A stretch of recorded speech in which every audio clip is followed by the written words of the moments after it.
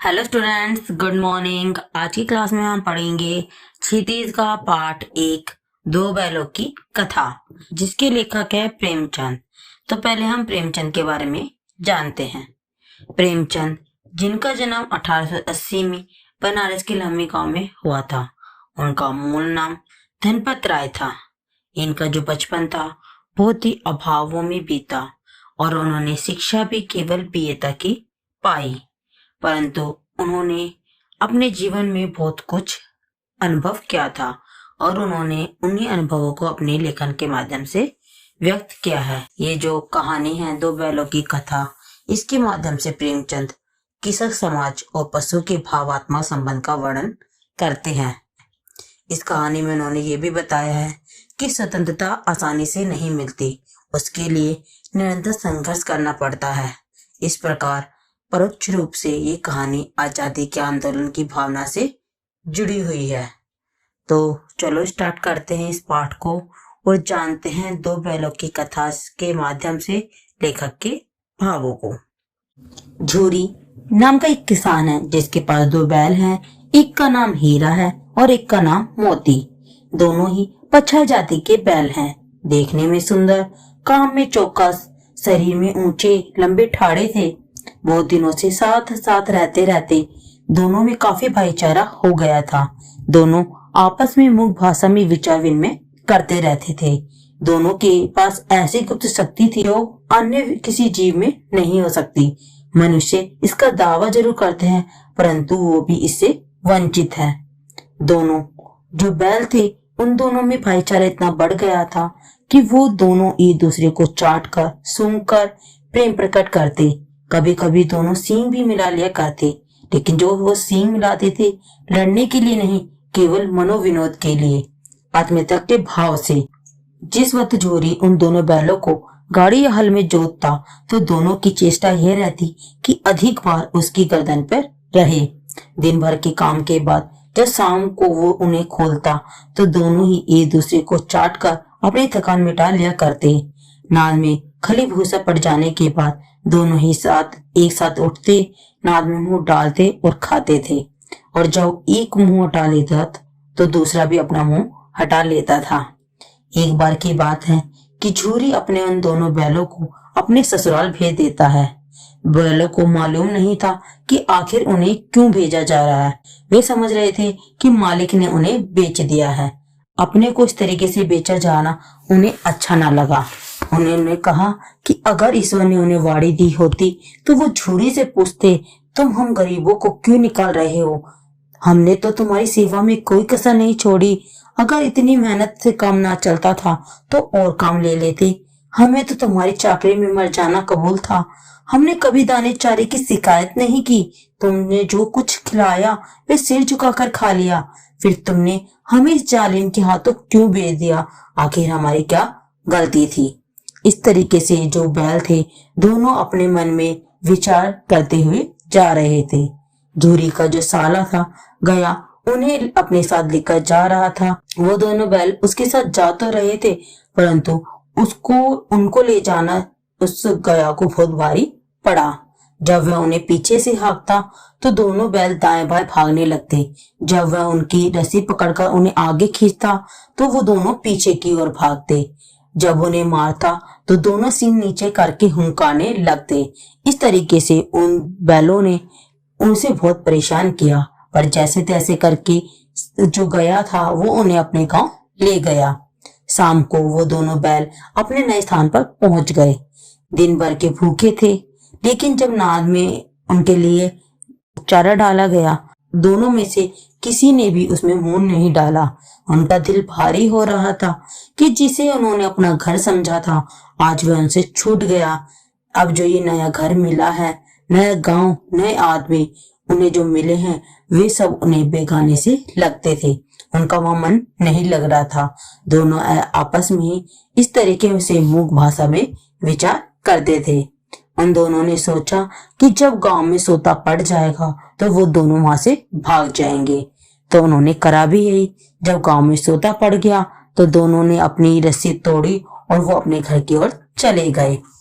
अब जब झूरी सुबह सोकर उठा तो देखा कि जो दोनों बैल थे वो नाद के पास खड़े थे। दोनों की गर्दनों में आधी आधी रस्सी लटकी हुई थी। उनके जो पांव थे वो घुटने तक कीचड़ से भरे थे और दोनों की आंखों में विद्रोह में स्नेह छलक रहा था। झूरी जैसे ही उन बैलों को देखता है वो दौड़कर उनके पास आता है और स्नेह से गदगद होकर उन्हें गले लगा लेता है। इस तरीके से उन दोनों के प्रेम को देखकर गांव वाले हैरान हो जाते हैं। भीड़ जमा हो जाती है, तालियां बजने लगती हैं, लोग उनके प्रेम को सराहने लगते हैं। जो बच्चे होते हैं वो अपने घर से रोटियां, गुड़, चौकर, भूसी लाकर उन्हें खिलाने लगते हैं। जब वो उसकी स्त्री इस तरीके का शोर सुनती है तो वो द्वार पर आती है तो वो देखकर चल उठती है और बोलती है, कैसे नमक हराम है ये बैल कि एक दिन भी वहां काम ना किया, भाग खड़े हुए। झूरी अपने बैलों पर जो ये आक्षेप था वो सुन ना सका। बोला, नमक हराम क्यों है? चारा दाना ना दिया होगा तो क्या करते? स्त्री ने भी रोब से बोला, बस तुम ही तो हो जो बैलों को खिलाना जानते हैं, और तो सभी पानी पिला पिला कर रखते हैं। झूरी ने चिढ़ाने के लिए बोला, चारा मिलता तो ये भागते ही क्यों? जो उसकी स्त्री थी और चिढ़ गई और बोली कि सभी लोग तुम्हारे जैसे बुद्धू नहीं होते, हमेशा बैलों को सहलाते नहीं, खिलाते हैं तो रगड़कर जोतते भी हैं। ये दोनों ठहरे कामचोर, भाग निकले, अब देखो कहाँ से खली और चोकर मिलता है। सूखे भूसे के सिवा इन्हें कुछ ना दूंगी, खाए तो खाए चाहे मरे। इस तरीके से वह उन्हें बोलती है और करती भी है वो। अब वो जब बैलों को चारा देती है तो वो उन्हें सूखा चारा दे देती है। जब वो जो बैल थे जब वो नाद में मुंह डालते हैं तो उन्हें वो चारा फीका फीका लगता है, ना उसमें कोई चिकनाहट होती, ना कोई रस, तो खाए कैसे? वो आशा भरी नजरों से द्वार की ओर देखने लगते हैं। झूरी अपने मजदूर से कहता है कि इस चारे में थोड़ी सी खली डाल दो। जो मजदूर होता है वो कहता है, नहीं मैं नहीं डालूंगा, मालकिन डांटेगी, मारेगी। तो वो झूरी बोलता है, चुरा कर डालना। मजदूर होता है वो कहता है, ना दादा ना, पीछे तो तुम भी उनकी सी ही कहोगे। इस तरीके से वो जो मजदूर और जो झूरी था वो आपस में बात करते हैं। दूसरे दिन झूरी का जो साला था वो फिर गांव आया और इस बार वो जब आया तो वो गुस्से में आया था। वो उन दोनों को बैल को ले गया। इस बार जो वो बैल को लेके गया वो उन्हें गाड़ी में बांधकर ले गया ताकि वो उन्हें परेशान ना कर सके। मोदी था गुस्से में था क्योंकि वो दोबारा उन्हें लेने आया था, तो वो अपना गुस्सा दिखाने के लिए 2-4 बार गाड़ी को खाई में गिराने की कोशिश करता है, पर बार बार जो हीरा है वो उसे संभाल लेता है क्योंकि जो हीरा है वो अत्यधिक सहनशील है। शाम को जब वो वहां पहुंचते हैं तो दोनों को जो गया होता है मोटी रस्सियों में बांध देता है क्योंकि वो उन्हें दिखाना चाहता था कि जो उन्होंने किया है वो गलत किया है। और इस बार जो वो उनको भूसा देता है वो भी सूखा भूसा देता है। अपने बैलों को वो खली चूनी वाला भूसा देता है और जो वो बैल झूरी के घर से लाया था उन्हें तो वो सूखा चारा देता है और अपने बैलों को वो खली चूनी वाला वो भूसा देता है। इस तरीके से जो बैल होते हैं वो अपना अपमान सहन नहीं कर पाते। एक तो पहले वो उन्हें इस तरीके से लेके आता है, फिर उनके साथ वो अपमानजनक व्यवहार होता है, तो ये बैलों को अपने साथ ये किया गया दुर्व्यवहार पसंद नहीं आता।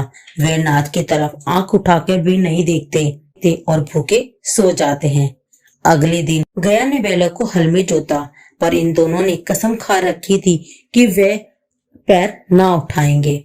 वे मारते मारते थक गया, पर दोनों बैलों ने पैर तक ना उठाया।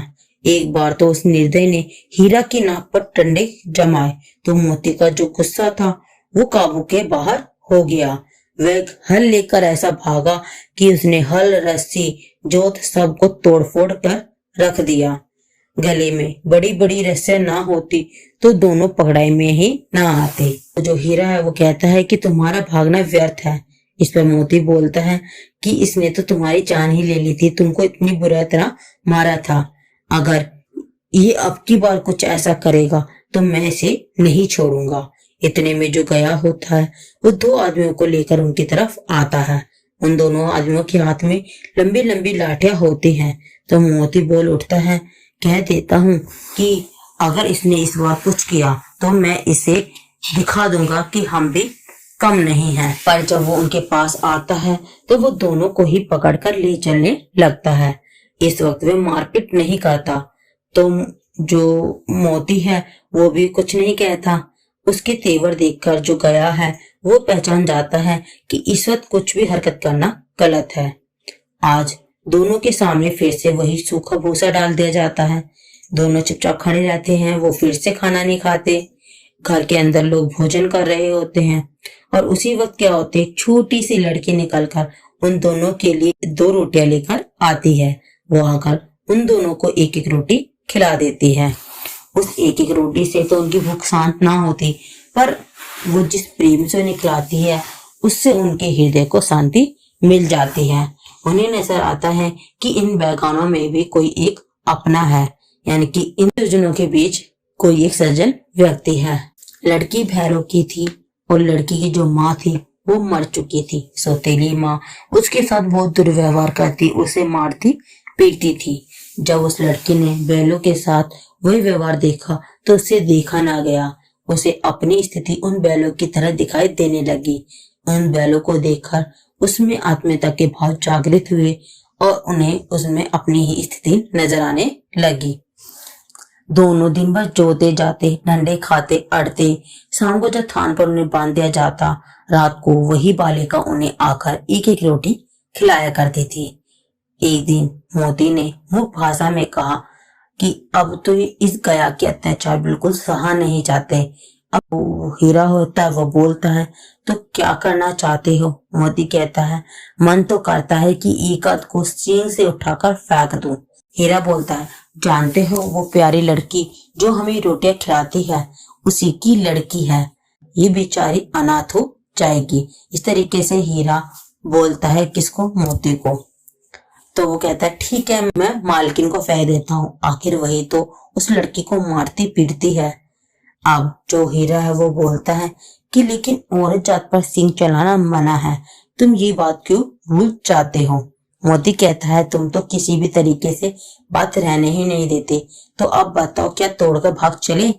अब जो हीरा कहता है हाँ, मैं तुम्हारी हर बात नहीं मानता, पर ये जो बात है तुम्हारी मैं मान लेता हूँ।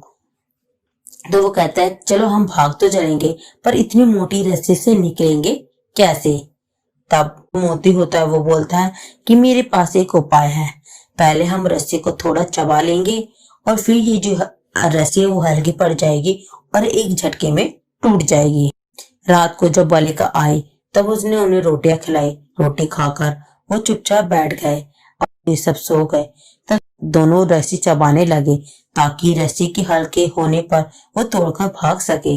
पर जो रस्सी थी वो बहुत ही मोटी थी, उसे मुंह में लेना अत्यंत ही मुश्किल हो रहा था। बेचारे बार बार जोर लगाकर कोशिश करते पर नाकाम रहते। तभी अचानक जो घर का द्वार खुल जाता है और वही लड़की निकल कर आती है।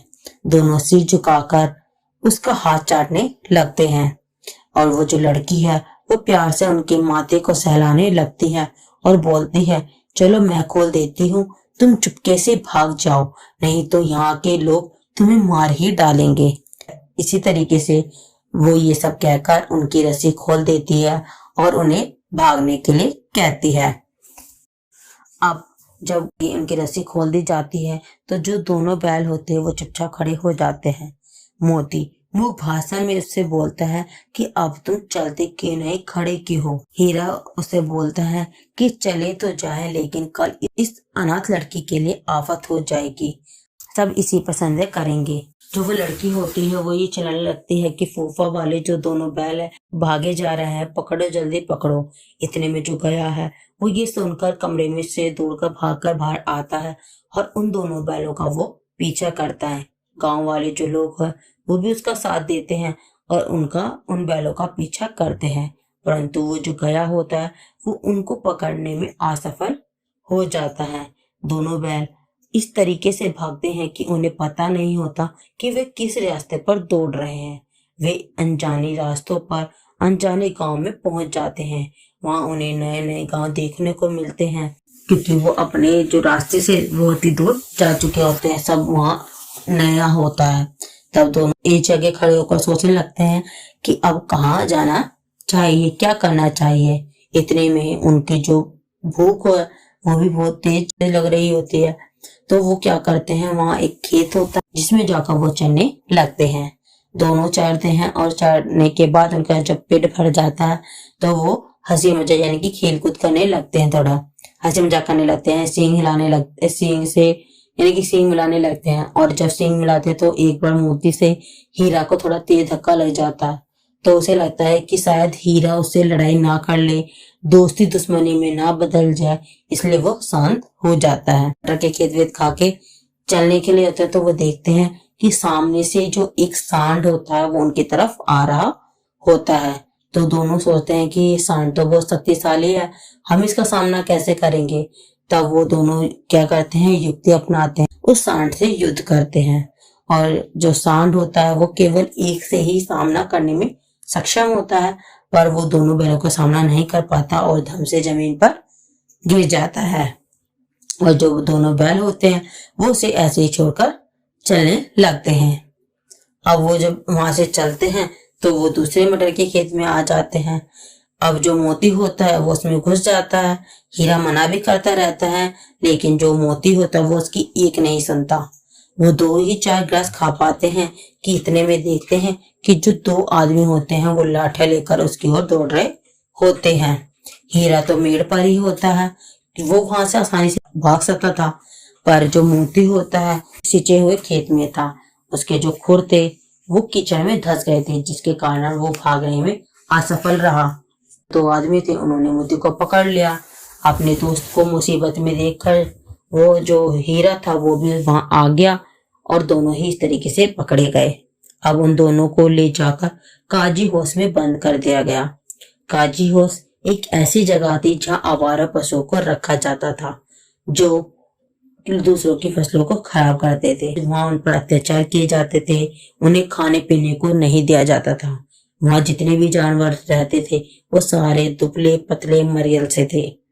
अब जब वो दोनों वहां उस काजी हाउस में पहुंचते हैं तो वहां वो अन्य जानवरों की स्थिति देखकर बहुत ही हैरान हो जाते हैं। उन्हें याद आती है कि इससे अच्छा तो वो गया था, कम से कम वो रूखा सूखा तो देता था, पर यहाँ का जो मालिक है वो बहुत ही निर्दयी है, वो खाने पीने को कुछ नहीं देता। तो जो हीरा मोती है उनको उधर काजी हाउस में सुबह से कुछ नहीं दिया जाता, जब उन्हें रात को भी भोजन नहीं मिलता तो वो अत्यंत क्रोधित हो उठते हैं। हीरा के दिल में विद्रोह की ज्वाला उठती है और मोती से बोलता है, अब तो नहीं रहा जाता, भूख बहुत तेज लगती है। मोती भी सिर लटकाए जवाब देता है, पर क्या करूं, प्राण तो मेरे भी निकल रहे हैं। इतने में ही जो हीरा होता है वो बोलता है, हिम्मत नहीं हारनी है, भागने का हम कोई उपाय सोचते हैं। तब वो जो हीरा बोलता है वो बोलता है, चलो मिलकर दीवार तोड़े। मोती कहता है, मुझसे तो नहीं तोड़ा जाएगा, अगर तुम्हें तोड़ना है तो तुम तोड़ो। अब वो जो हीरा होता है वो अपनी सींग से वो दीवार को तोड़ने लगता है। जब दीवार को अपने वो सींगों से तोड़ता है तो वो दीवार हल्की हल्की झड़ने लगती है। इससे उसका और उत्साह बढ़ जाता है कि हाँ, दीवार टूट जाएगी। अब वो जो काजी हाउस का जो चपरासी होता है वो रात को हाजिर लेने के लिए काजी हाउस में आता है। तो वह हीरा को ये सब करते देख उसे काफी मारता पीटता है और उसे जाकर मोटी रस्सियों से बांध देता है। तो इतने में मोती बोलता है, बड़ी पड़ी थी ना तुम्हें तोड़ने की, अब तोड़ो, खाली ना मार, अब बैठ गए ना शांत। इस तरीके से मोती से बोलता है। तो इस पे हीरा जवाब देता है, जितना दम था मैंने उतना करा तो सही, चुपचाप बैठा तो नहीं, मरना तो तब भी था तब भी है, तो क्यों ना इन बेजान जो इन 9-10 प्राणियों की जान बचा कर ही मरूं। इस तरीके से वो जो हीरा है वो मोती को बोलता है। तो मोती को भी ये लगता है कि उसे यानी कि जो हीरा है वो सही कह रहा है, उसे अपनी जान की परवाह नहीं है, बल्कि यहाँ जो अन्य जो जानवर कैद है उनको छुड़ाने के लिए उसने ये सब किया है। तो अब वो जो मोती है वो हीरा की बात मान लेता है और अब वो कोशिश करने लगता है दीवार को तोड़ने की। कौन? मोती। मोती लगातार 2 घंटे से वो कोशिश कर रहा होता है। इतने में जो दीवार होती है वो धीरे धीरे टूटने लगती है, दीवार आधी गिर जाती है और जो गाय भैंस बकरी वो वहां से भागने लगते हैं। पर वहां जो 2 गधे होते हैं वो वहीं खड़े रहते हैं। तो मोती होता है हीरा की जो रस्सी होती है उसको तोड़ने में लगा होता है, लेकिन वो तोड़ने में असफल रहता है। तो इतने में हीरा बोलता है कि तुम यहाँ से चले जाओ, मैं अगर जिंदगी में होगा तो हम दोबारा शायद कहीं मिलेंगे। इतने में मोती आंखों में आंसू लेकर बोलता है कि तुम मुझे इतना स्वार्थी समझते हो, हम तुम इतने एक साथ रहे, आज तुम विपत्ति में पड़ गए तो मैं तुम्हें ऐसे छोड़कर अलग हो जाऊं, मैं ऐसा नहीं कर सकता। अब क्या था, हीरा ने कहा कि अगर तुम पकड़े गए तो तुम्हें पर भी बहुत मार पड़ेगी। अब तुमने, क्योंकि सबको पता है ये शरारत तुमने ही की होगी। तो मोती बोलता है कोई नहीं, जिस अपराध के लिए तुम्हारे गले में बंधन पड़ा उसके लिए अगर मुझ पर मार पड़े तो क्या चिंता, इतना तो हो ही गया कि 9-10 प्राणियों की जान बच गई, वे सब तो आशीर्वाद देंगे ही कि अगर हम किसी एक इंसान की जान बचाते हैं तो वो आशीर्वाद ही देता है। और उन्होंने तो 9-10 प्राणियों की जान बचाई थी। तो इसलिए वो जो मोती होता है वो कब से बोलता है कि कोई नहीं, पिटाई होगी वो देख लेंगे, कम से कम उन 9-10 प्राणियों का हमको आशीर्वाद तो मिलेगा। मोती ने क्या करा, जो दो गधे थे वो जो वहां खड़े थे उनको सींग मार मार कर उन्हें भी बाहर निकाला। अब जब सुबह होती है तो मुंशी चौकीदार सबको वो टूटी हुई दीवार देखती है और दोनों देखते हैं कि वहां हीरा और मोती दोनों मित्रों को एक हफ्ते तक दाने का एक तिनका भी नहीं दिया जाता, केवल उन्हें पानी ही पिलाया जाता है, जिनके कारण उनका जो शरीर होता है वो अत्यंत दुर्बल हो जाता है, उनकी हड्डियां दिखने लगती हैं। वो एक दिन देखते हैं कि उनके बाड़े के आगे 60-70 लोग जमा होते हैं और उनकी बोलियां लगने लगती हैं। हर कोई आता है, उनके चेहरे देखता है, लेकिन उनका मरेल मुरझाया हुआ चेहरा देखकर कोई उसे खरीदता नहीं है। इतने में वो देखते हैं कि एक दड़ियल आदमी जिसकी लाल आंखें हैं और मुद्रा अत्यंत कठोर है वो उनकी तरफ बढ़ रहा है। देखने में वह कसाई की तरह था। तो उन दोनों बैलों को यह डर हुआ कि कहीं ये कसाई हमें ना ले जाए। और होता भी यही है कि जो कसाई होता है वो उन दोनों बैलों को खरीद लेता है। अब जो दोनों बैल होते हैं वो कसाई को सौंप दिए जाते हैं। कसाई इन दोनों बैलों को लेकर चल रहा होता है। तो दोनों हीरा मोती है वो मुंह भाषा बात करते हैं। अब ये जो आदमी है ये हम पर छुरी चलाएगा, हमारा टुकड़े कर देगा। तो इतने में हीरा बोलता है कोई नहीं, मांस खाल सींग हड्डी सब हमारे किसी न किसी काम तो आ ही जाएगी।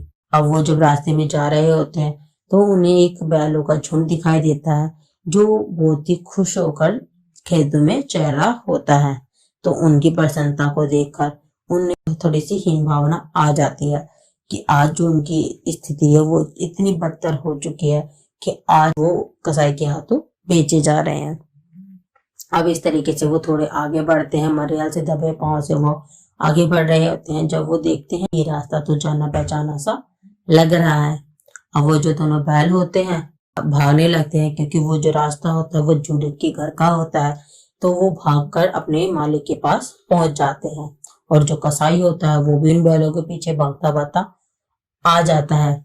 अब जो झूरी के पास वो दोनों बैल आ चुके होते हैं और उनकी स्थिति को देखकर जो वो झूरी होता है वो बहुत ही हैरान हो जाता है कि जब वो पहले जो बैल थे वो हट्टे खट्टे मोटे तगड़े थे, पर आज जब वो बैल पहले एकदम सूखे एकदम मरियल से मिले हैं तो वो उन कसाई से उन दोनों बैलों को बचाता है। तो हमारा ये पूरा जो चैप्टर था वो यहीं खत्म होता है।